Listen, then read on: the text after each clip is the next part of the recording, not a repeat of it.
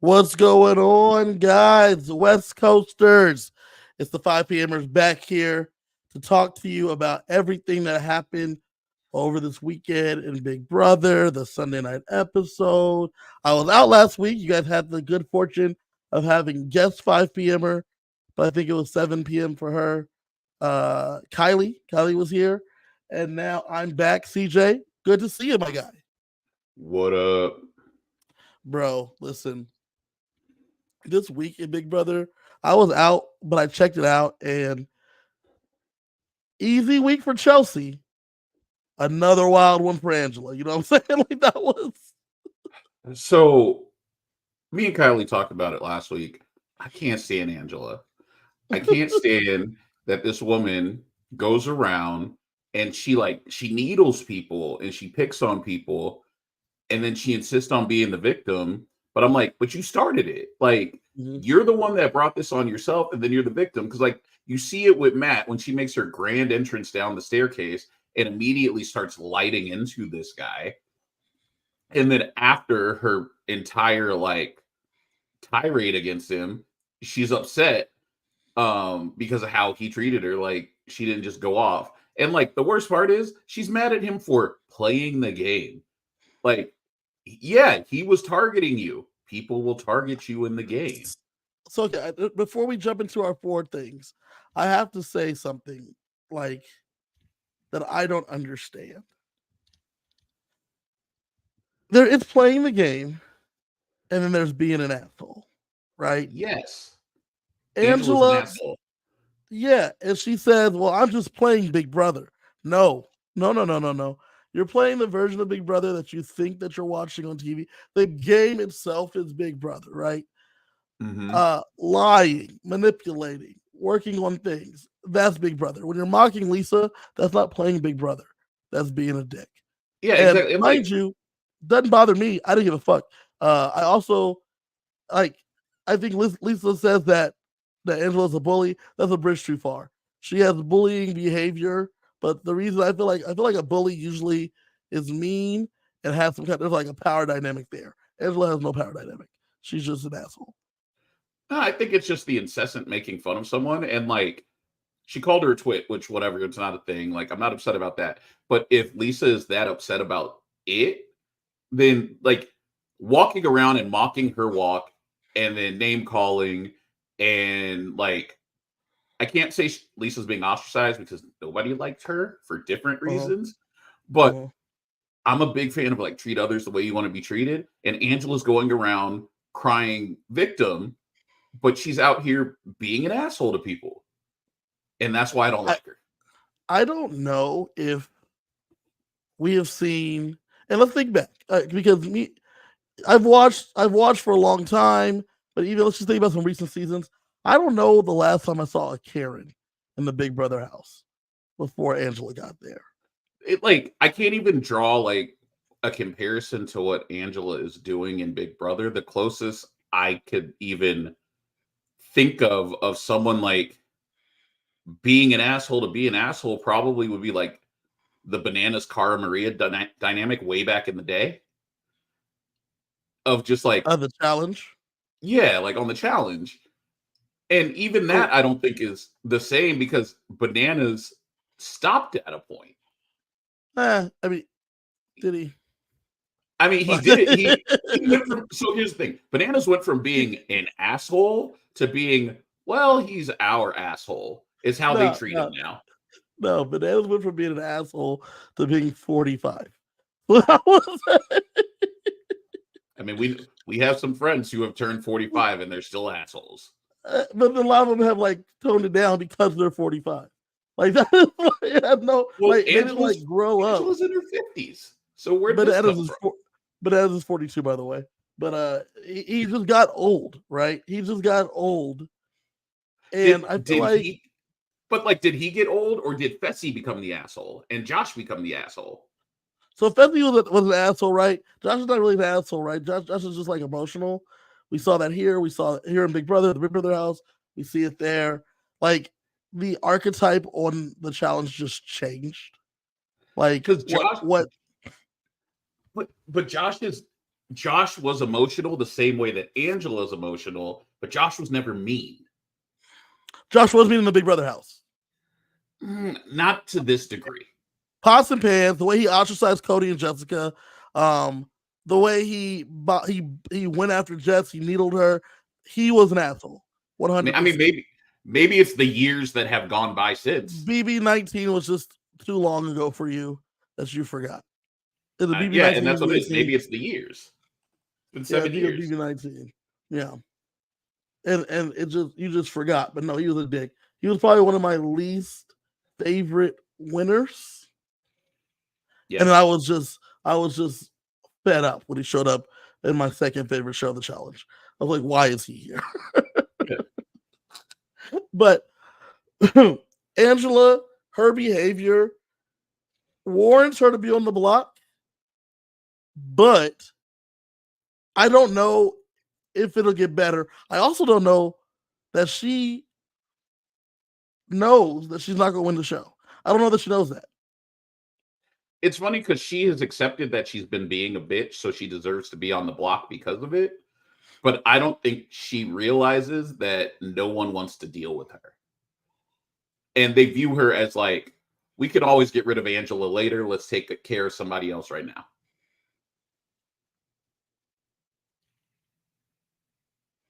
Yeah, it's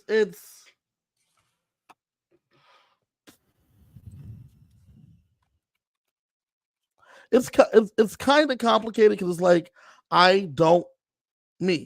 if I'm in the house, Angela is a non-entity, non-problem of mine. I don't care about her. I don't need her. There's nothing I can do with her, nor need to do about her, because she can be sitting those final two chairs. Whoever's sitting next to her is winning. Right? Now, Tasha here in the chat, she says if they keep it up, she'll be Jag. I don't think Jag. She'll be, I hate to say it, and I love him though. She'll be Big D. You know what I'm saying? That's who she'll really be, is Big D. It's not Jag, because Jag wins some comps. She's not gonna win a bunch of comps. Because even as they get more physical, even if she won comps, they're not gonna like respect her because of how she plays. But I mean, I think it's a similar situation to Big D. The only reason Big D was on the cookout is because he was black, because he didn't do anything else. He created the cookout, and that is true. I feel like he created the name. He's the one that said, "Look at us, look at me, look at you, look at me, look at me, look at you. Let's work together." I mean, he's the one that said, "Let's all work together," and then the rest of them, I feel like, locked it down for him while he was. Well, the rest of them did all the work. The rest of them did the work, but he said, "Let's do this." And so you have to give him credit for that, and I do give him credit for that. But after that, he kind of just coasted. Fun story. I don't know if I ever told you this. I met Big D in Philadelphia, and it was pretty cool because at that point, when I saw him in Philly a couple months ago, actually, I had already had an opportunity to talk to Tiffany and Chada and Kylan and Ozza. I've never seen X, but I had an opportunity to talk to them, the other four of them, and talk to them about how important and influential the cookout was in my personal life, because I had been a long time fan of the show, and I never believed a black person could win. And being a black man myself, it was very discouraging. Yes. But I still watch the show. But like the six of them, I liken them to like the those kids that like integrated schools. Like they were not those kids were chosen. They didn't know that this is what they had to do. They didn't know how hard this was going to be, but they're the first ones that are going to be bused to white schools. And then they saw it through. And that's how they had to do. And that's kind of how it was. But it was funny because when I talked to Big D, I got to see him for the first time. And I told him how important the cookout was to me in my life, because for my favorite show to never have hope that we could ever win, that was just really cool. And he cried. I'm not gonna lie, he cried a little bit because he was like, it's funny because like I think about my situation and like how it affected me. And when I hear like stuff like this, I always forget about how much bigger it was for people like me, even people like you pointed to me, people like me who like have been longtime fans, because he hadn't been a longtime fan, but he's like Right. people like me who have been longtime fans, and like he said from us, we get in there, and he's like Kiki is natural, but he had never considered the fact that the opportunity was never there before. Yeah. And I told him, yeah, man, like it was so important to me. And when y'all got together on day like 63 or whatever, and like got together in the same room for the first time, like that brought me to tears, because it was like seeing that, and then like watching Derek X get taken out, and Tiffany telling Chada while she was crying that like we were chosen for this. We didn't choose this life. Like this was chosen for us to be the six. Like that kind of stuff like really touched me. And it was just cool because I had to tell him that to his face. And he was saying, like, I feel like he said, I feel like I didn't get the respect I deserved. He didn't feel like he got the respect he deserved because he thinks he played a better game than he did. But he said, but when when he takes a step back and looks at it, thanks, BB said in the chat, Little Rock 9. So like when Big D said when he steps back and looks at it from someone like my point of view, he realizes how much bigger this was than him, and he forgets that. So he like cried a little bit. I said, thanks, man. Like, I mean, I'm glad I could share my story, and thank you for sharing your story on the show of being there to allow me to share mine.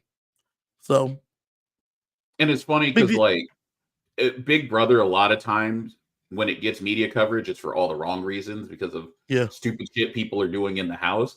And it's one of the few times that I think the show was getting, in my opinion, positive coverage because of the cookout and the alliance.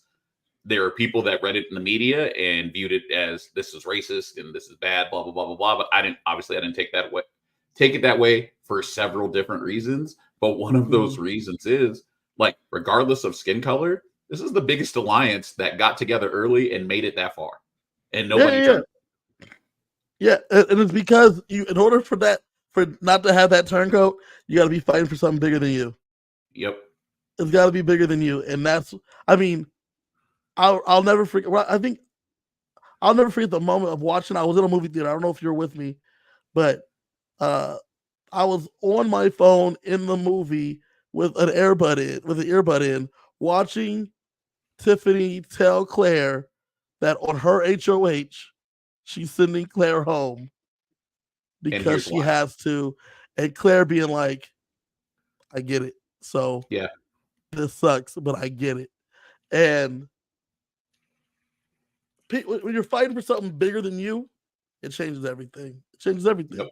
Which is why Big D, sorry for taking us down that road with Big D, but like Big D, gameplay wise, didn't do shit. And so Angela is going to end up being, in that regard, I think, more so than a Jag. Because Jag is going to probably win a bunch of comps and have that respect. But I want to talk a little bit more about Angela. Let's get into our first topic of our four. First topic of the four things we're going to talk about today. First off, blindsides are really killing it this season. Guys, listen. Watching. Now, Lisa was delusional, okay? Lisa thought she shouldn't be on the block. She was playing a great game. She didn't realize that these people hated her. It is what it is. All week, Angela kept having these conversations about how she knew she was going home, and people would be like, I don't know what everybody else is doing, but I'm voting to keep you, so I don't think you're going home. She's like, listen, I know I'm going home. I know you're going to keep Lisa.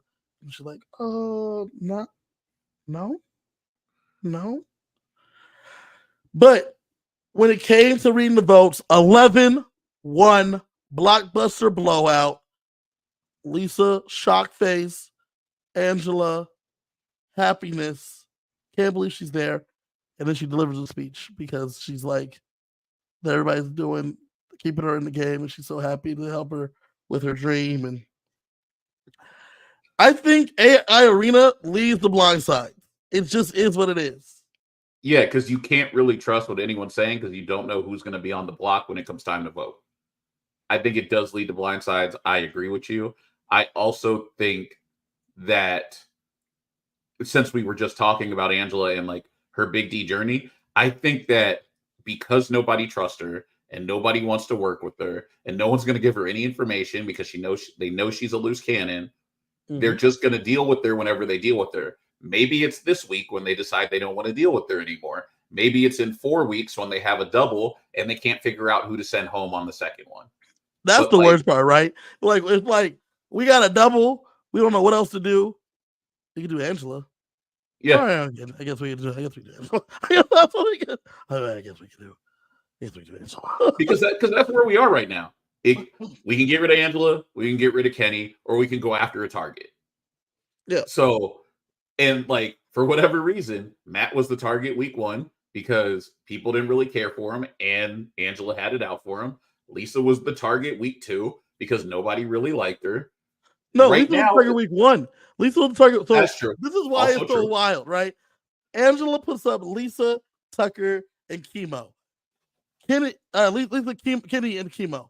Kenny is the target going into the veto ceremony or into the nominations. Nominations happen, and then she's like, you know what? I really don't like that Lisa girl. And from that moment, Lisa became the target. She wins the veto, keeps herself safe, talks about how she was on the block. Everybody's going to have to do their time, yada, yada, yada. And they're like, listen, man, the moment we get a chance, we put her back up there. The moment we get a chance. You're right. But at the same time, it was like, we can get rid of Kenny whenever we want. Let's get rid of Kenny. Yeah, 2 months ago. Yeah. And then instead, they got rid of Matt. Yeah. And then this week, it was, well, we can get rid of Lisa. We can get rid of Angela. So if Tucker wins, then we have our choice. But if one of them wins, we just get rid of the other. Yeah, yeah. Tucker wins. It's like, we'll pick of it between the two. And it was always going to be Lisa first. And now it's always going to be Lisa first. And this week, now you got Angela and you got Kenny, and we're jumping ahead, but we also have Tucker. And it's like, well, if Tucker wins, then we can just take care of one of the other two. Yeah, you know, it's so funny though. Like the reason the blind side is so funny is because you can't tell Lisa it's probably going to be her because the AI competition. If you win, I told you to your face that I was going to vote you. Can't do that, right? Exactly. So it's got to be things got to be Fort Knox around here. Can't talk about it because you don't want no one to know what's actually going to happen. Everybody's a pawn until you're not a pawn, right? So yes. Lisa, you're a pawn to send Angela home. Angela, you're a pawn to send Lisa home. Everybody know Tucker a pawn to send one of the two of you home, whichever one I just told you we're sending because you're the other one. You know what I'm saying? I loved when they were all in the HOH room and it showed the group, it was like 9 of them. And they're like, so it's Lisa, right? Yeah. Okay, cool. And then they just went back to doing whatever they were doing. Yeah. You know what's funny, Siege? Is that Battle of the Block sucked, right? But one of the main reasons Battle of the Block, I think, sucked is because that competition happened before veto, I believe. I don't think it went down to eviction time. By it going down to eviction time, I have to be a little bit tighter lipped about what's going on around here. And that conversation that we're going to have, I got to have it a lot quieter over here to the side because I can't let either of the noms or any of the noms' friends to know what we're really doing over here. So me and Kylie talked about this last week, but what do you feel about when they come down and they announce the AI Arena winner, they give them like 60 seconds to campaign before speeches? Because I don't think they've figured out how that works yet. And I think it's kind of pointless right now. So it's actually really funny to me because Julie's like, campaign, please. Why are you guys not campaigning? Excuse me, house guests, please go and campaign. You have 60 seconds.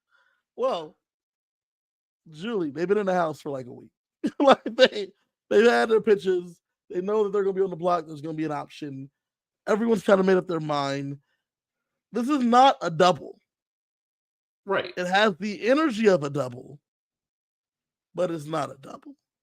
So since it's not a double, I don't need to make split-second decisions right here. We've already decided that A, Lisa's going home, B, Angela's going home. One of them will be up there we've already figured out the two things based on their campaign. We've already figured out that A, Matt's going home, B, Kenny's going home. Yep. We've already figured that out based on the options. So when Julie's like, go now, they're like, I think we're okay. Yeah. I think we've already done the thing we need to do. And so it's unfortunate. It's unfortunate for the show that they're not getting what they want in terms of that interaction. But I don't mind it. I don't mind it. I just feel like it's a waste of time, and I don't know what they can give us in an extra minute on a live episode, but I don't feel like we need that. I think it's much more entertaining to watch Julie be mad. Let's be real. It's much more entertaining to watch Julie be pissed off that they're not campaigning. Ridiculous. It's true. It's true. But because of it, they're doing it like this. They didn't give them the explicit instructions. I wonder what's going to happen this week, right? Because this is going to be week 3. Yes. And so now, week 1, Julie's just like surprises them and says campaign. Week 2, she was a little more forceful with it. Week 3, do they have conversations in the diary room already about what they need to be doing? Do we see this? I feel like Julie might go start sending people off into private rooms to campaign. All of a sudden, it's like a Zoom meeting, and she's sending people in breakout rooms. Like Chelsea, Chemo, and Takor go to the kitchen. Brooklyn, Quinn, and Trevor. What's his name? Tucker, go to the bathroom. I'm gonna go to the bathroom. Your breakout rooms are closing in 15, 14, 13, 12. Just have them come running back. If you're not back, then you're on the block. Yeah, their Zoom breakout rooms are closing. It's funny because it's pissing her off. It's pissing Julie off. But it's why we're still getting a good blindside happening. Because the last thing I want, Julie, is for someone to tell Lisa, it's going to be you. I guess that's the thing. Like you said, Lisa was delusional, and I agree, because she was so shocked that they voted her out. I was like, oh, she really didn't know that they hated her. Like, yeah, no clue. None. That's sad. Yeah. I mean, y'all hated her. You at your house when I was at your house with your wife. Y'all were like, I hate this glitter. But I still hate Angela more. That's the thing. I hate Angela more. We watched we watched the first 2 episodes together. And we watched the Sunday episodes together. Yeah. I still hate Angela more. That's funny. I mean, if I'm in the house, if I'm not one of the people in Angela's line of fire, she's fine. Am I going to be lined up eventually? Probably. But if she goes after everybody, then is she going after anybody? After watching her go off on Matt and then watching her go off on Lisa, I probably would have said something to her by now. I probably would have called her out on her bullshit. Yeah. Nah. The reason you don't, I don't know, but like as a person, you know me. You know that I don't like when people are like that. I would have said something to her by now. The reason I say nah is because those 2 people in particular, they were like, you know what I'm saying? Like, if you're sitting there, because I'm with you. If you're in there and like she's going off on Cedric, you're gonna be like, what the hell, man? Because you like Cedric. If you don't like Lisa, it's not about liking Cedric or it's not about liking Cedric or Matt or Lisa. It's about you don't treat people like that. Like there's game and then there's life, and you're not like the way you're going after people is not game. You're being a bitch. Well, it's funny though because like I don't know if I'm one to say like, bro, that's not cool. But Lisa and Angela beef is deeper than rap. You know what I'm saying? Like Lisa told her, I don't want to associate with you inside or outside this house. She told her that during her HOH week. Like that's a And you know lot. what? You know what? Lisa was right. But that was when Angela was like apologizing to her. And so, like, after that, they're just popping off. Like, that's just like, that's why I would have probably not said something to Angela if she said something then. The other day on the feeds, not a spoiler because it didn't really come up. She was sitting there and calling Rubina a brat to herself and saying that, I'm supporting you. And I said I want you to do well. And I can tell you don't like me because you're a little brat, Rubina. You're a brat. So And not like I'm Gen Z brat, but like no, like boomer brat. 90s brat. Yeah. Not the brat. Not the Not brat either. not Like the brat. not Not 90s rap icon, the brat. No, Rubina like is not brat. Rubina is a brat, she is a brat. not A brat. brat. Got you. Not brat, not the brat, just a brat. And so when she was saying that, if you're in the house and you catch wind of that one, Rubina ain't done nothing to nobody. You know what I'm saying?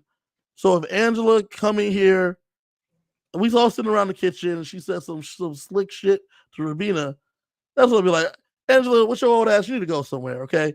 Nobody wants to hear your shit no more. Because you went after Matt for no reason. Yep. Came out here, low budget community theater bullshit. You went after Lisa with her walk and her shit. And now you come after Rubina. Rubina ain't doing shit. Rubina hanging out, right? So you need to go sit in the corner somewhere or some bullshit like that because nobody's trying to hear that shit. Nobody. And that's gonna shut her ass down, right? Because like you let her go for 2 weeks because like I didn't give a fuck about Matt. Right? Matt, she told Matt that it was theater. I'm not gonna sit here and lie. We watched it on this show. It was Crazy theater. eyes. Yeah, Crazy eyes. that was theater. Dumb. The Lisa stuff, I'm annoyed by Lisa myself if I'm in there. So I'm like, get it.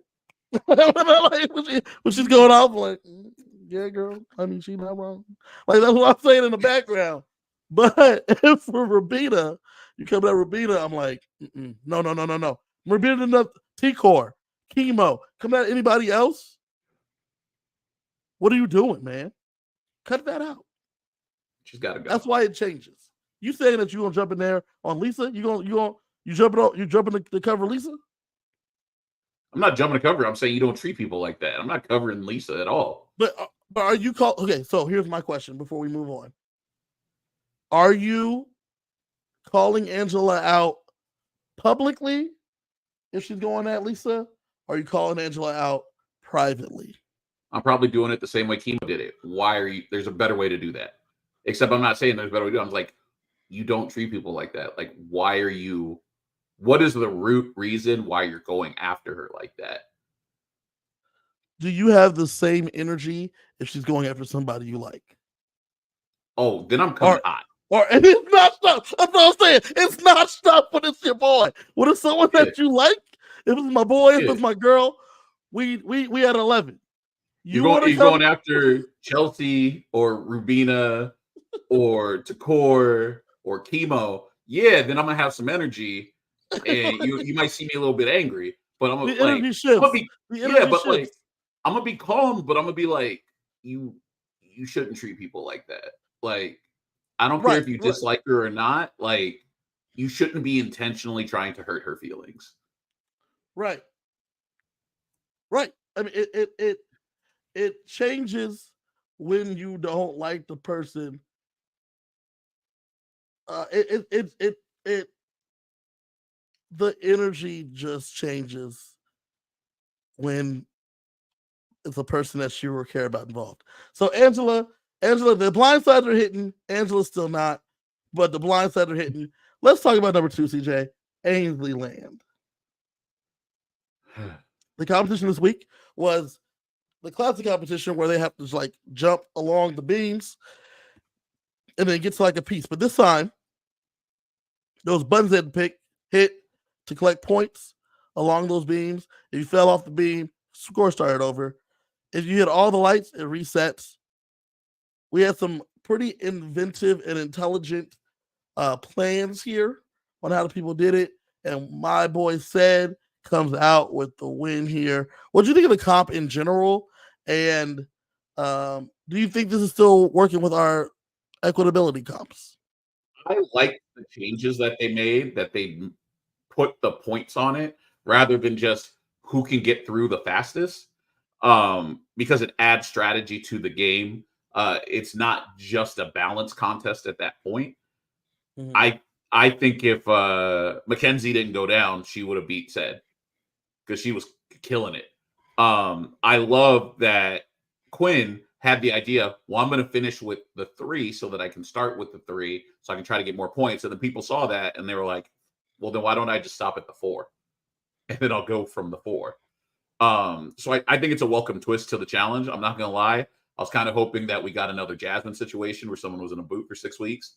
But I like it. I like the changes. I liked the change from a concept standpoint. I still think it was still too physical. Therefore, the equitability factor kind of changes things. I don't know how you can do it where it's like less physical, but at the same time, if we get this a few physical comps in a row, then we go back to some like real pure mental ones. Because Chelsea's HOH was a questions comp. The veto. What was the veto last week? I didn't get to see that. What was the veto last week? It was forgettable. I already forgot, which shows how I feel about this season so far. Dang, really? Yeah, I'm not loving it. I really, really don't like Angela. Ah, okay. So this is a Banu situation. Yes, this is exactly what it is. It's like because Angela has been so crazy and she's been getting so much screen time. Like last night's episode was meh to me, but it was better than most because Angela didn't get a lot of screen time. Jackie says in the chat that was the ring puzzle. I already forgot. Come on, man. You watched it. I didn't even see it. Like that was Did I though? Did I watch it? Yes, you did. Yes, you did. Was it Nah. physical? No. It was a So, puzzle. Oh yeah, it was. So it was like stacking. They stacked logos. So it was like making a Jenga tower, basically. got it. Okay. Was then you had the you had the AI competition, which was pretty physical with the puzzle pieces. So that's funny because I didn't consider that one physical either. Because you have to lift the puzzle pieces and move them. It depends on how heavy they were. I don't know how heavy they were, but from watching with the ease at which they moved them, not just Tucker, but also Angela and Lisa, I Okay. didn't take it as a physical puzzle. I think it was more strategic. Okay. This one was definitely more physical. So we're going to be watching for the puzzles and the competitions and the equitability. One way you could make this more equitable, to your point, is make it a memorization where you have to walk to the stations where the numbers are to memorize some kind of puzzle, and then you go back to the platform to do your puzzle. Okay. Or, like you said, memory. You have to do the sequence, and then you have to go back in the same order that you went. So then that way you have to map out a strategy to hit it, and then you have to return in the same way in order to like get the points. Yes. You can make And it then, like you can make it less about speed. There's ways to do it. Jackie in the chat called you a brat, I am Brad. not to be confused with brat or the brat. She said a brat. No, I'm Brad. That's not what she said. Either one of those definitely makes the competition less physical and more strategic. And I like both those things. This is not that bad anyway, though. This is not just a race to get to the end. You had to do some strategy to figure out how you wanted to do the circuit, so that way you had the most advantageous to hit the number again. We had Quinn saying he was going to do it, so that way he hit the 3 2 times to come back. We had Mackenzie then realize that the 4 times was the more advantageous, but then she fell. We had Said Big Sad hit the 4 times, and we had Kenny go through, and Kenny came in second. Kenny was fast, just not fast enough. And that's what I'm saying. Like, that's why I don't consider this super physical, because there is strategy to it. And like, obviously, if you are physically fit with great balance, you're going to have an advantage. But it's the same thing as like spelling bee. If you read a lot of books, you're going to have an advantage. It is Okay, what it is. everybody's gonna have an advantage somehow, some way, Yeah. in certain things. Like, like we get the wall comp every year. Last year with the wall comp, we always knew Sari and Felicia wasn't going to win, but we still do that contest every year. True. But like it's coming. It's a classic though, right? It's a classic. So is Otev, right? But that's also physical. Right. But those are coming. Those are always ready to go. I like Yeah. the fact that they're not different. I like that they're not different. I like the fact that you know that you're going to have them, because then you can prepare for them. Prepare for Yeah. them. Yeah. The one that if I ever got to do a Big Brother competition, I would want to do the Knights chess one, where you have to box somebody in with the threes. Mm-hmm. That's the like, and I don't think they consider it a like signature or marquee competition, but I think that's probably one that's like, it's all strategy. It's not physical. And I think you need more challenges like that spread out throughout the year that are thought of as like, oh, this is, classic Big Brother comp. Because Like Bolorama. Normally when you think classic, they tend to be physical. They're all physical. I mean, Yeah. the slip and slide, the Otev, the Bolorama, even the chicken coop one. Yes. Those are all like very physical comps. So like those ones that stick in your mind. But they also typically do the clock gears puzzle, which is just a puzzle. They typically do spelling bee, which is nope, they hadn't done spelling bee in like 8 years, 9 years. Really? I feel like they've done it more recently than that. No, they hadn't done it in a long time. Damn. The years just blend together. Yeah, they just blend together. But overall, this comp was pretty good. We get to Cedric being the HOH. That leads us to our third topic, because this one is just hilarious. I volunteer as tribute. Okay, he goes and says, I don't want any blood on my hands. See these hands right here? They gonna stay clean. You know how they gonna stay clean? I'm gonna get people to volunteer to come on the block. He connects with Kenny, the cop. And the cop tells him that he's a cop, idiot. But when he tells him he's a cop, he also tells him, I'm not trying to be up in his house on the real. So put me up. Put me up, though. Kenny is so wishy-washy with whether he wants to be there. Like, 1 minute I'm ready to go home, the next minute I'm here to play. I don't understand that, man. Right. Then you get Angela's being like, I get it. You're in this poor baby. You're in this situation. Young 21-year-old Seti. You're in this situation, and Mama Ange just got to take care of you. You know what? If you need to put me on the block, because we're sitting Kitty home, right? He's like, yes. Then put me on the block. And Kitty's like, we're sitting Angela home, right? He's like, yes. Yeah. Put me on the block. Put me on the block up there. Cool. So now we need a third volunteer. This is where it gets a little dicey. Just reading through what was going on Thursday night and Friday morning, it was hilarious. And then the way they cut it up, equally hilarious. Mm-hmm. Excuse me, sir. Cam, have you ever thought of being a volunteer? No, thank you, sir. I'm okay. Miss Rubina, listen. Have you front of the room property, right? You'll be right there in the front, so everybody can see you sitting in a chair. Have you ever thought about being a volunteer? No. Okay. Leah. Oh, you already shake your head now. Okay, I hadn't even asked you yet. No. Okay, cool. The man was having troubles. He was having problems. What I don't understand. What would I have done? I would have told somebody that they were gonna be a pawn.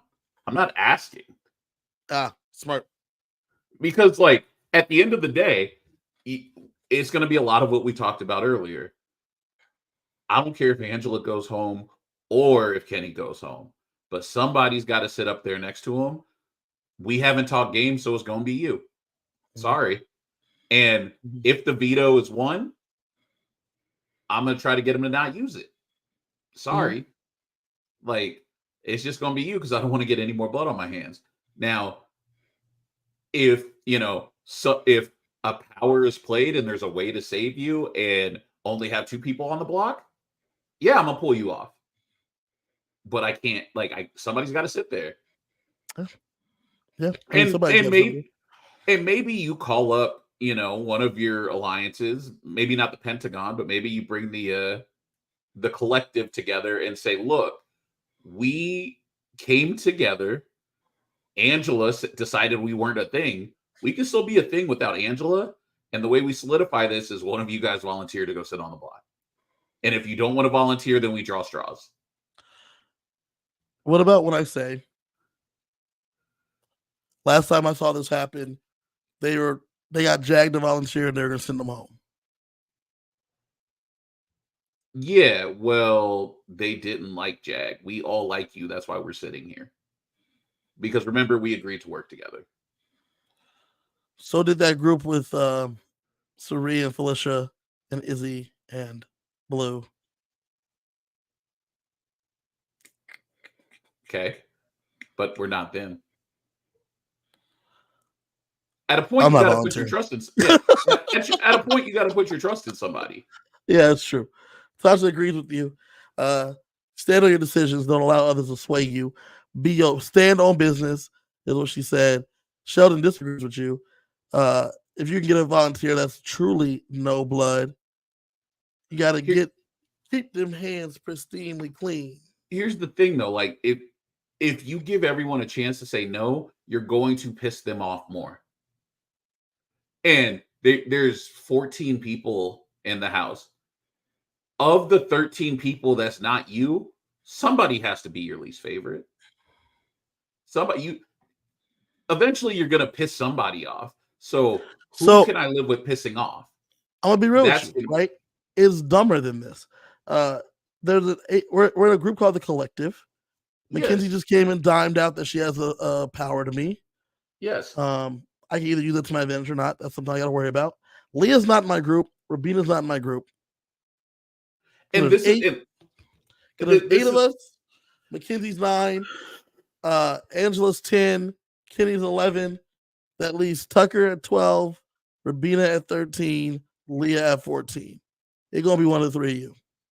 And it's funny because, and this is what they didn't show, and this is where the entertainment from reading everything that was going on was that Cedric's biggest problem was he didn't want to put up Rabina because he didn't want to break trust with Takor, who he's not in an alliance with. He's in an alliance with Takor. Which one? The Collective. Yeah, but we already decided that wasn't a thing. It's all about the Pentagon now. No, the Collective is a thing as Joseph. So well, he did ask Joseph when he called him up in the middle of the night, pulled him out of bed and said, "Hey, I need you to go up." And Joseph said no. No, dog, I can't do that. I can't do exactly. That. But I think what you got to do is you got to bring up Takor and say, "Listen, I know we have the Collective. Rabina's not in the Collective. She's gonna be fine because the Collective's gonna keep her safe. I'm gonna put up Rabina." Why didn't he? And that's exact. But what you're saying is what I said. You tell Rabina she's the pawn. You don't ask. Now, here's the thing, though. See, that's what ended up happening. They didn't show it in the show like this, but that's what ended up happening. As the word that it was Rabina was going around, Tucker, who had a little bit of a crush, came through and said, "I heard you need a hero." Wow. Well, a man's got to do what a man's got to do. And he volunteered. Does Tucker think he gets bonus money for spending time on the block? Yeah. He thinks that there's things that have to be done in shifts and that he's just doing his time now. Okay, well, and I wish I was joking because he legitimately said today that he did the have-nots first so he can get it out the way because he wants to do all the hard stuff first. So I think legitimately you clock in. How many weeks do I need to be on the block? 3. I'm gonna get 2 out of the way right now. Then I'll do 1 later. You know what I'm saying? Like clock But in. here's the fallacy in his logic, and it's exactly what Joseph said. Once you've gone up, it's easy for somebody else to put you up. You know, it's true. Once you're up there, I know what you look like in them chairs. And Yeah. so you're going to be seeing them for a minute. Yeah, I could never vision Chelsea being on the block. She ain't been up there. But Tucker, Not I yet. know what that looks Not like. yet. But Tucker think he going to win everything anyway, right? He's like, I'm good at puzzles. I'm good at strategy comps. I'm good at physical things. You give me a competition, I'm going to go win it. And so you get him volunteering. And to solidify it, you get a final 3 done, a final 3 of Tucker, Kenny, and Cedric, HOH, and 2 people he nominated as a final 3, which is a interesting strategy. Let's see if it works. So I mean, you just build trust. Building trust. By putting them on the block? Apparently, because Tucker and Kenny are 2 dumbasses. And so we get them on the block. Those are the 3 on the block. Angela, Kenny, Tucker. All volunteers. All interesting decisions. Yep. And so going into the veto ceremony or the veto competition, you would think that Angela's probably the plan to get out for most people. Kenny's the number 2 plan, and Tucker has a lot of friends, so Tucker's probably going to be fine. Yeah, based on how everything went, I just don't see a way that Tucker goes home this week. Yeah, because of how it's broken down. Yeah. Before we get out of this section and we get into the spoilers, let's talk about these nomances, baby. Because, like, okay, we got, listen, you know that I am a huge Chelsea fan. And the fact that they're using Chelsea as the narrator is fantastic. She's great in the diary room. She has great expressions. She is fun. You get her energy right through there. I love it. I love it. So she's like, look, man, I was feeling Cam. But I ain't no fool. And I saw that Cam's feeling Lisa. Not Lisa. Leah. Which I called in our cast preview. Don't know how I pulled that one out. I picked both showmances. Can we talk about that for a minute? Go back to the cast preview. I called both showmances. What's this topic called, CJ? No mans. Okay, so how many showmances have we had? 2. We've had none. We've had none. We've had none. Now you called both on what the guys would be interested in. I did call both pairs. On what the guys would be interested in. Yes. Yep.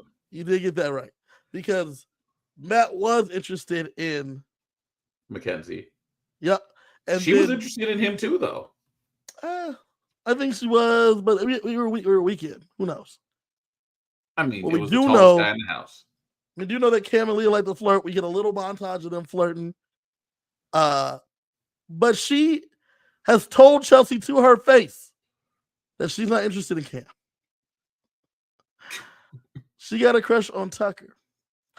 But before we leave Leah, you also have Quinn that's interested in Leah. Didn't see that one coming. Did not see that one coming. Did not see that one coming. But she put the kibosh on that. She said, I want to work with you as like a pair. He's like, bad. You know that meme where that dude's like doing with the hands? Yes. You know what I'm saying? Like around the corner. He's like that, but she's like, but purely platonically as a partnership, there is no romance option here. And he's like, oh, okay. Okay. Cool. And then he's also then sees that she like ramps up her flirting or openly flirting with Cam. And he's like, oh, that's what that looks like when she's like interested. Even though she's not interested. Like it's a whole thing. But Tucker has told her to her face, she's not his type. So that shuts that down. Yes. Early, Tucker told T-Core she is someone he'd be interested in. Except T-Core has a situationship or a relationship at home. Sounds like a real relationship. And she's like, I'm not interested, Tucker. I appreciate the offer, but I'm good. So Tucker said, cool. What can I do? And Leah's like, me. I'm right here, baby.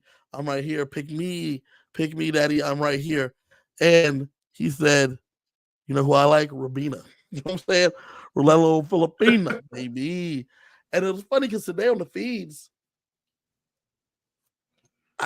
I don't know. I don't know how Rabina's playing it because I'm not positive. But on the feeds, Tucker said to Rabina, you know, if we were out of here, we probably had a little thing going on. And she's like, yeah, probably.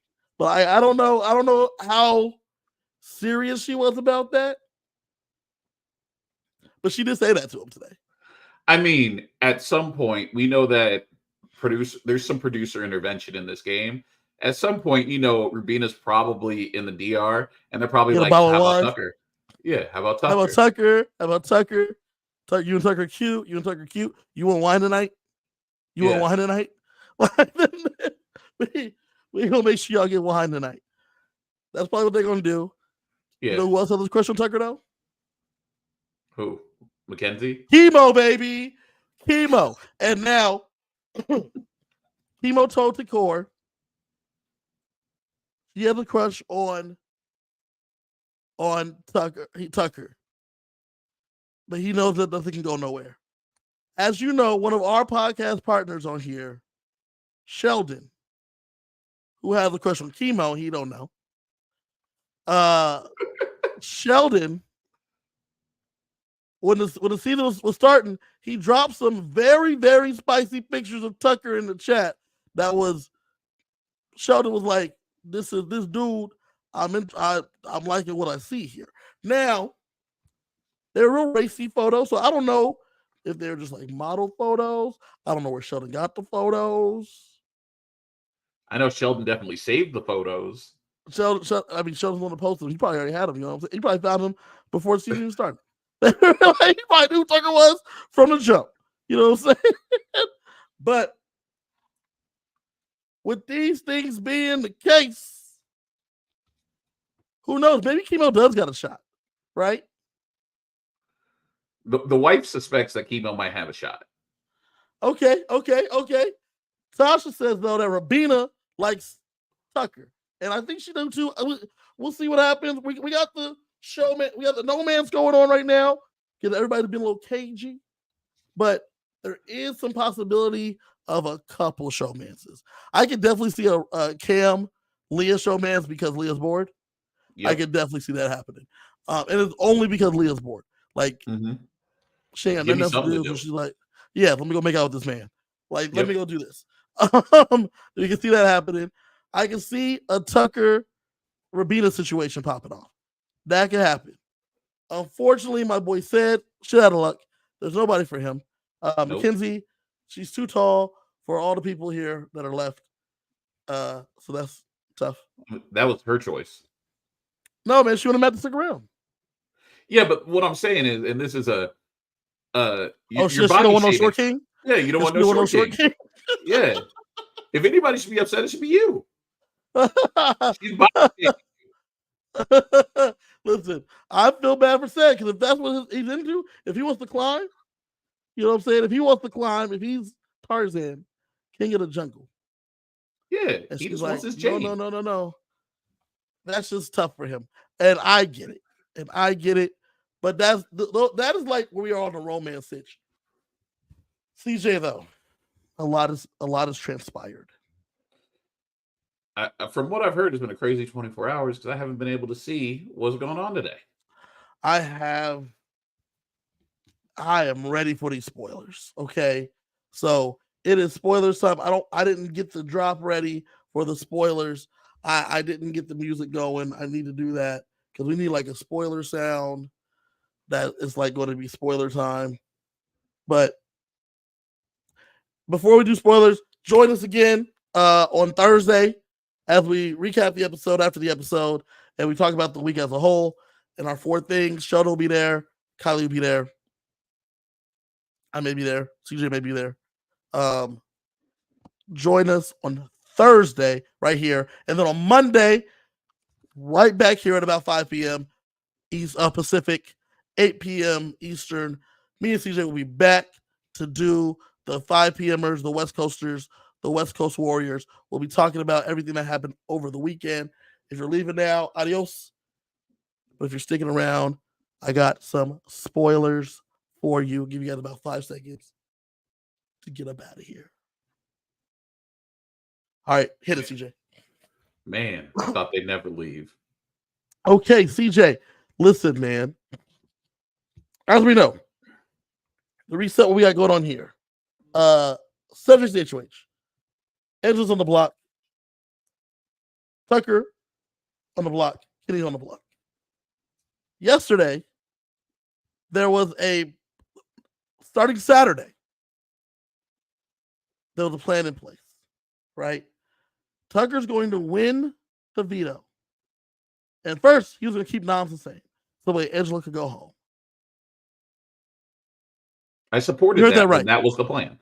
I know. Heard that right. I supported that. He's going to win the veto, not use the veto on himself, and make sure Angela goes home.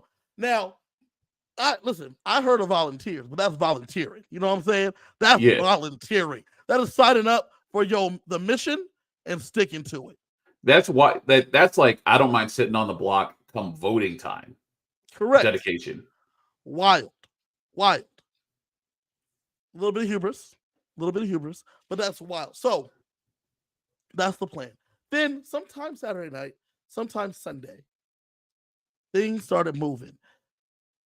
I don't know if you know the name of Kenny, Cedric, and Trevor and Tucker's group. Do you know the name of them? It's called the Shakers. The 3 of them are the Shakers. They bring in Cam. They're here to shake up the game. And the way they're going to shake up the game is Tucker. Now follow me here, CJ. It's a doozy. In the chat, Tasha, Sheldon, Jackie, B. Bean, if you're still there, follow me along here, guys. So, the plan is Tucker goes to Cam and says, hey, yo, know what we need to do? We need to put up Quinn because Quinn has a power. Cam's mind blown. Remember, there's a group called the Pentagon. It is Cam, Chelsea, Cedric, Brooklyn, and Quinn. That's the 5. Outside of them, we have 3 more. That makes the collective. Joseph, T-Core, and Chemo. The 8 of them are the collective. They have the numbers. 8 and the 14 means they're winning. There's a core 5, and in that core 5, there's a core 3, the 3 C's, Cedric, Chelsea, Cam. So that's our little onion alliance. So Tucker tells Cam that Quinn, who's in the Pentagon, has a power he don't know about. He says he got it from Chemo, who got it from Angela. Because Angela was telling Tucker too. But do we trust Angela? We don't know, but that's interesting because we're trying to figure out where this power is. Yes. Cam then goes to Cedric and says, yo, Quinn has a power. He basically takes over an HOH. I don't really know how it happens, but I think he has up to the veto to do it. We don't really know the details. Kenny and Tucker come to Cam and Cedric and say, here's the hard press. I'm going to take down Angela. Me and Kenny will stay on the block. You'll put up Quinn. And then after you put up Quinn, after the AI competition, we're going to tell everyone that Quinn has the power, so we need to send him out the door. Assuming he doesn't win the AI competition. I told you this is Tucker's plan, right? So obviously, This Quinn man. ain't winning no AI competitions because I'm in it. I just won the veto. I've used it on somebody else. And I'm winning the AI competition. And we sending Quinn out the door. That's how we're going to do it. That's the plan as of yesterday. For whatever reason, Cedric and Cam are considering this plan. Which shows how dumb these guys are. Dumb. They're considering it. They talk it through. They're like, listen. And as you know, listen, you know who's not dumb though? My girl. Angela? No, come on. Chelsea, you know who's not obviously. Dumb. So they said, we got to run it by Chelsea before we do anything. They said that to each other. They're like, wait, hold on. Time out. Quinn is probably the game smartest person because he knows the history and everything of all the remaining house guests. I'll probably put 6 girls before I name another dude. And then it would be chemo.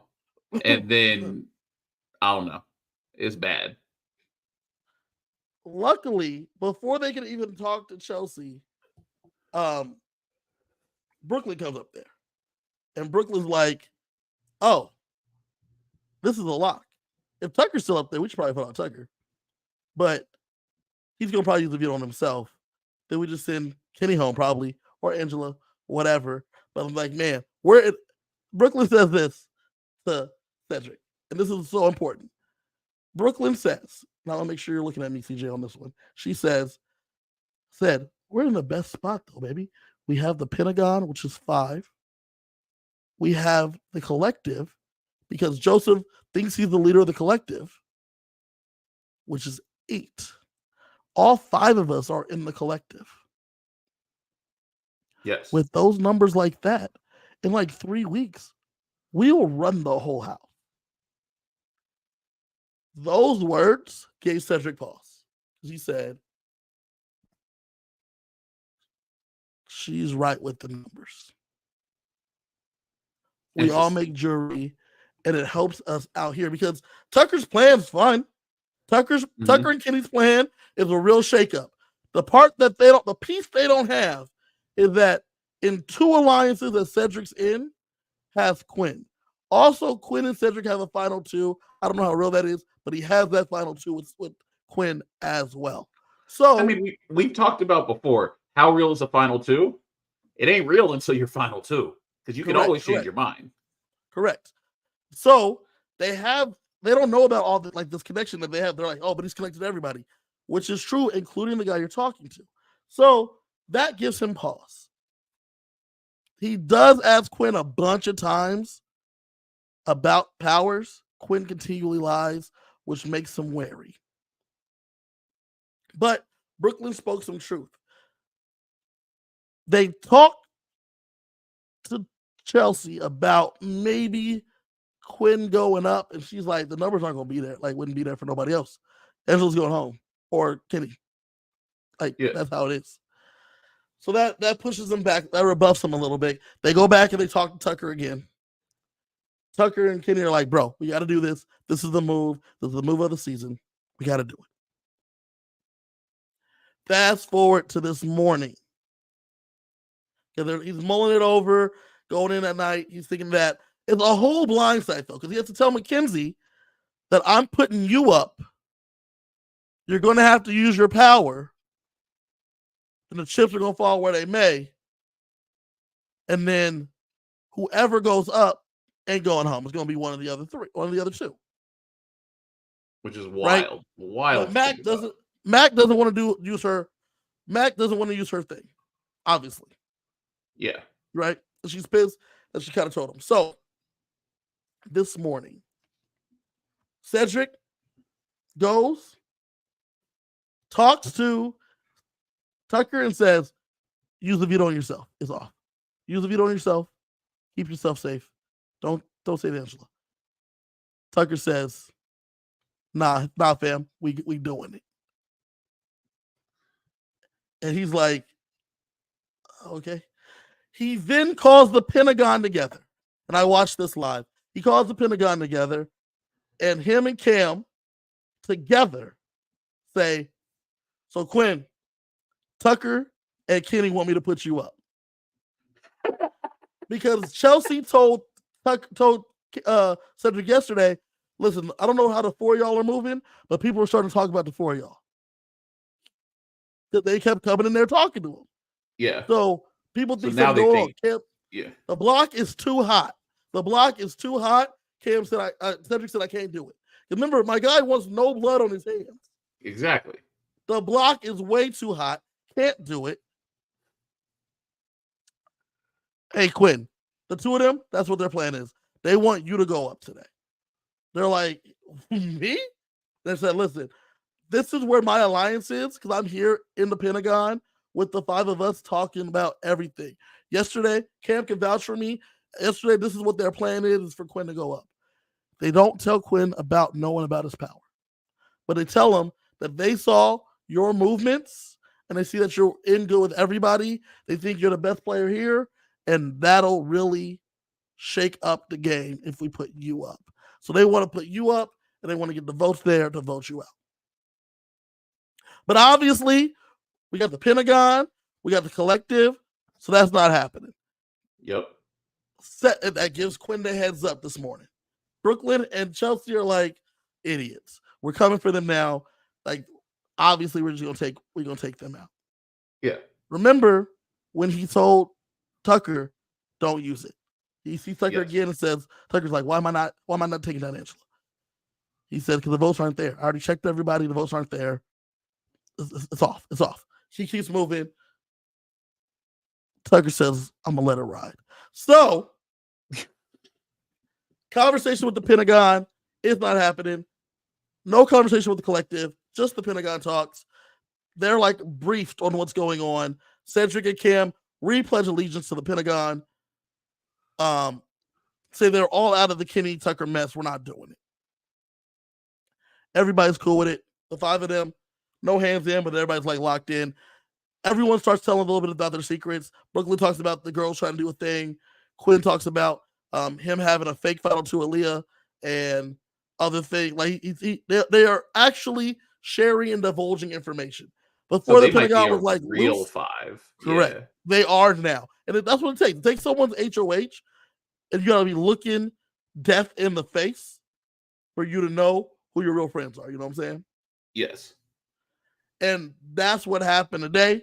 So they're rocking with that. He goes to Kenny and says, "You're gonna have the AI arena. It's gonna be you, Angela, and I'm gonna put up Mackenzie.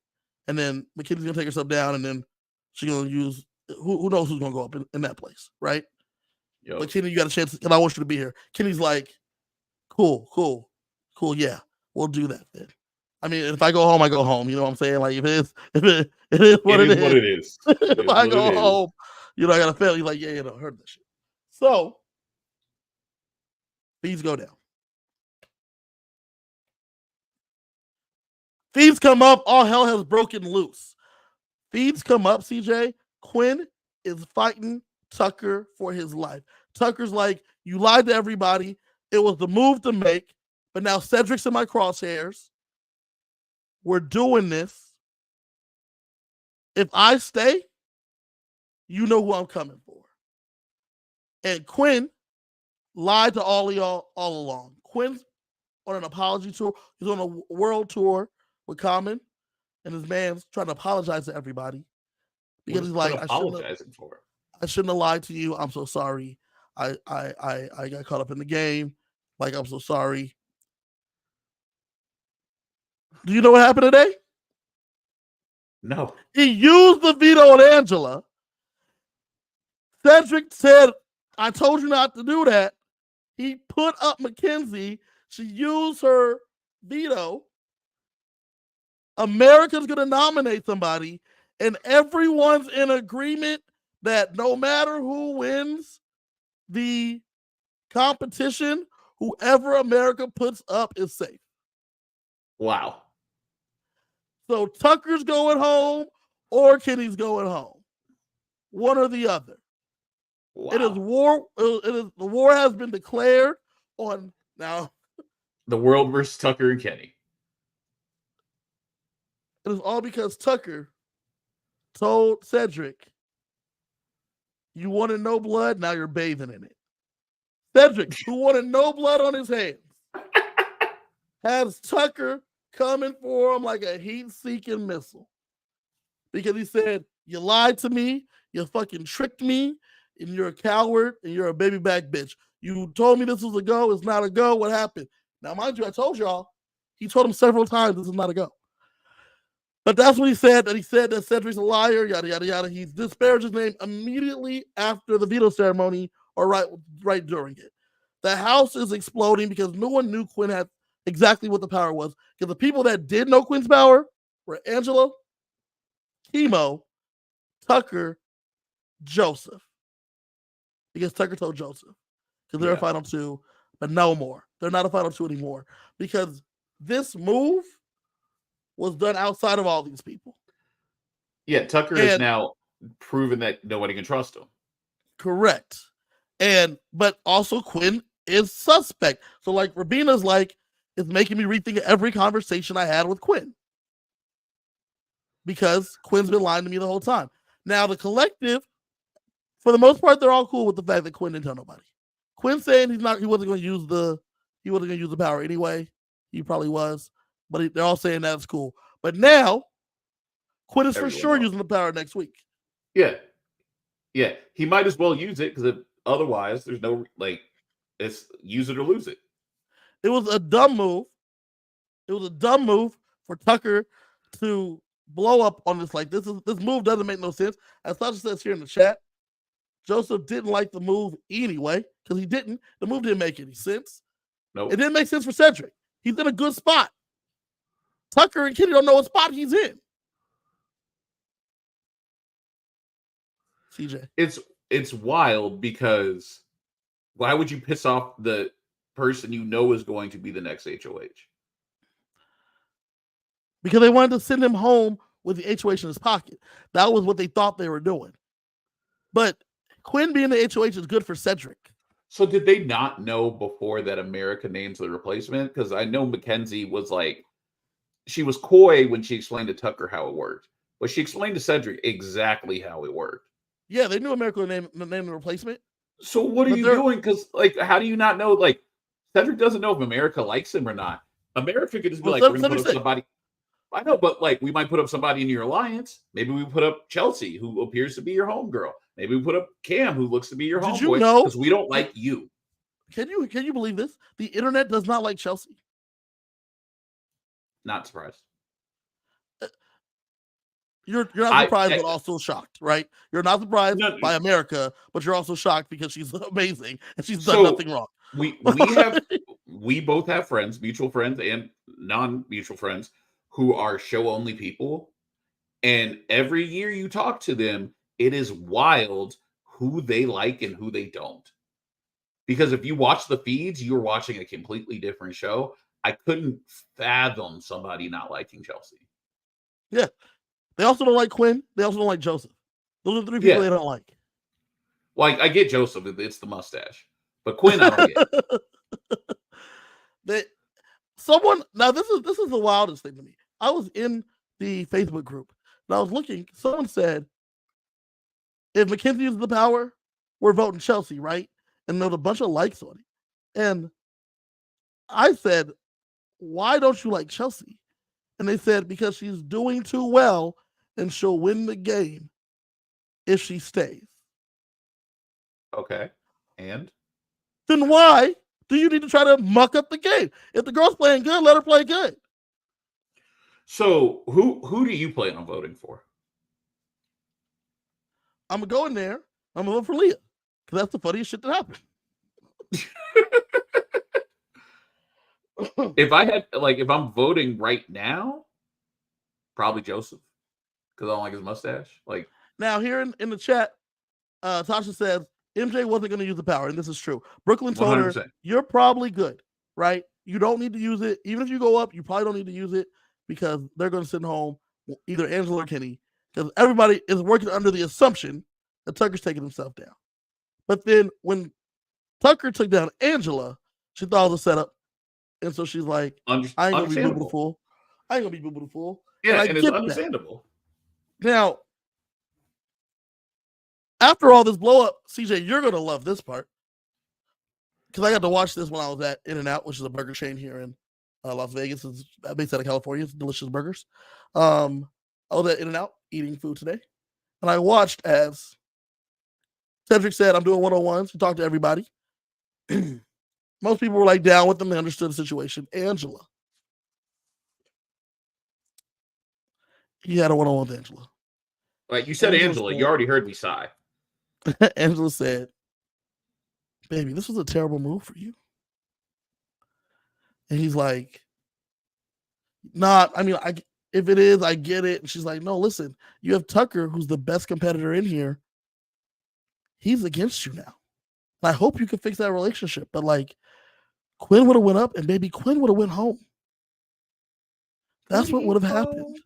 Would he though? You exactly. Know Quinn is Angela. You know Quinn is in the 8-person alliance because you were in the 8-person alliance. Nope. That was community theater. And there's no way that alliance continued to roll without me. Okay, Queen. It wasn't real. So she tells Cedric, you're in a terrible spot. Like that's like your game is over basically. Like, and maybe I'll never vote you. I'll never vote you out. But I don't know. Like Tucker's coming for you, and I don't know what you're going to be able to do about it. Tucker told Kenny, it don't really matter. No, not Tucker. Cedric told Kenny, it don't really matter because Quinn's just going to run the HOH next week anyway.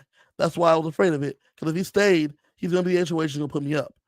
And that like light bulb that's not completely screwed in Kenny's mind, it's screwed in like one extra screw.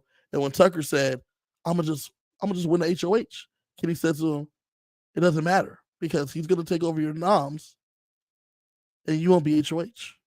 Yep. You'll be safe, but you won't be HOH. Right. And he's like, oh, we should have sent him. I can't believe Cedric didn't send him out with this thing. Y'all, the man's working with him. That's why. A Quinn HOH, especially getting locked in with the Pentagon, especially getting locked in with the collective. I have 3 targets. Kenny's going to go back on the block. Angela's going to go back on the block. Mackenzie? If only, it's almost like if Cedric would have told Tucker that the plan was off, all of this could have been avoided. If only. If only. But instead, Cedric told him, use the veto on yourself and save yourself. The plan is off. And he said, nah, hombre, we're going to let it ride. And then it didn't go as according to plan. So. But I actually enjoy this, like what we're talking about. I'm looking forward to seeing it because the house has been a little too kumbaya the first couple of weeks, and it looks like that phase of the game is over. So Tucker's like, I did this because it's been boring up in here. Bruh, Joseph said it a couple days ago. The house has been boring because we're in control. And being boring is good for us because we're running this thing as a collective. Yeah. Yeah, you don't want surprises. No. I want to control the narrative. Yes. Last season, my queen, Sari, controlled the narrative till her idiot son fucked it up. If you can control the narrative, you know exactly what's happening at all times. And I need calm. I need serene. I need peace. Because with peace, you don't get leftovers being spurned. Yes. And if you do it right, if you're taking them out, if you're coming in there with the sleeper hold, they're like, shh, go to sleep, go to sleep. If you're doing that well enough, they'll never see you coming. Rabina is in trouble, and she don't know it. Mm-hmm. Leah is in trouble, and she don't know it. Leah's in bigger trouble because Cam's been telling Leah, baby girl, I'm keeping you safe. I got you. You don't like that. Nope. Cam said, when Tucker takes himself down, were discussing noms. Your name did come up, but I told Cedric, I'm keeping you safe. But don't. And she said, well, the other name came up. Said Mackenzie. She went and immediately told Mackenzie and said, don't tell Mackenzie. That got back to Cam, and Cam's like, I'm done with this girl. And then today, in that meeting with the Pentagon, he said, I can't be telling her nothing. And they were like, you shouldn't be telling her nothing. And he's like, you guys right. You guys right, locked in, all fist in, hands in, the Pentagon. So they're locked in. The Pentagon's locked in. I'm happy about this for Cedric because week 1, Quinn was looking at trying to like figure out how to use his power to backstab Cedric. But this right here helps him they're out. riding together. Yeah. Yep. This gives Chelsea another week of safety. You still have the noms of Tucker and or Kenny. Unless they win HOH, then you have Mackenzie and Leah to go on the block along with Angela. Because Kenny or Tucker's going home because they're not voting out whoever gets put on the block. So it looks like right now, Tucker wins the AI Arena, Kenny's going home. If not, Tucker's going home. Yes. No. Kenny's going home, probably regardless. When Brooklyn was talking to Cedric's like, obviously for my personal game, I want Tucker to go. And she's like, that makes sense. Tucker's a bigger competitor, him not using his veto on himself. Oh, this is breaking news. That's news. Quinn just told Joseph about the Pentagon. I don't know what's going to happen now. My guy. Tasha, we're going to jump out of here. We're going to jump on the feeds. We're going to see what's going on because Quinn,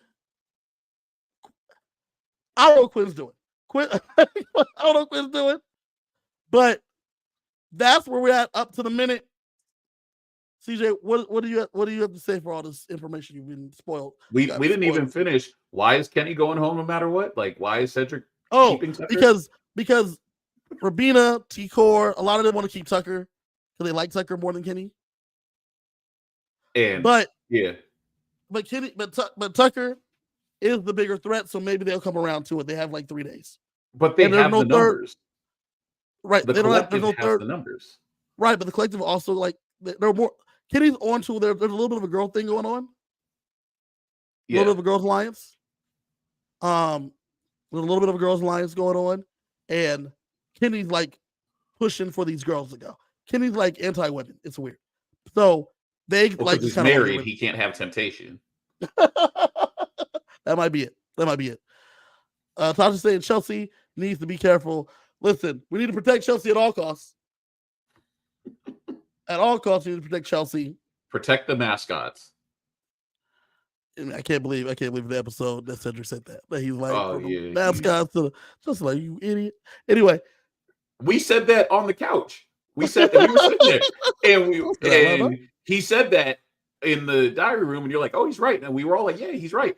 And then he said it out loud, and all of us, the fuck are you doing, man? That's an inside voice conversation, my guy. That's all we got so far. What an update. We're still getting more right now, up to the minute. I love the 5 p.m.ers. We come in on Mondays after the veto ceremony. It's fantastic. Brother, jump on the feeds. Thank y'all for joining us. Make sure you're coming back on Thursday, right after the episode, and then back again at 8 p.m. Eastern, 5 p.m. Pacific to catch us on Monday. You got anything else, TJ? I can't believe them this week. Yeah. Good night. Peace.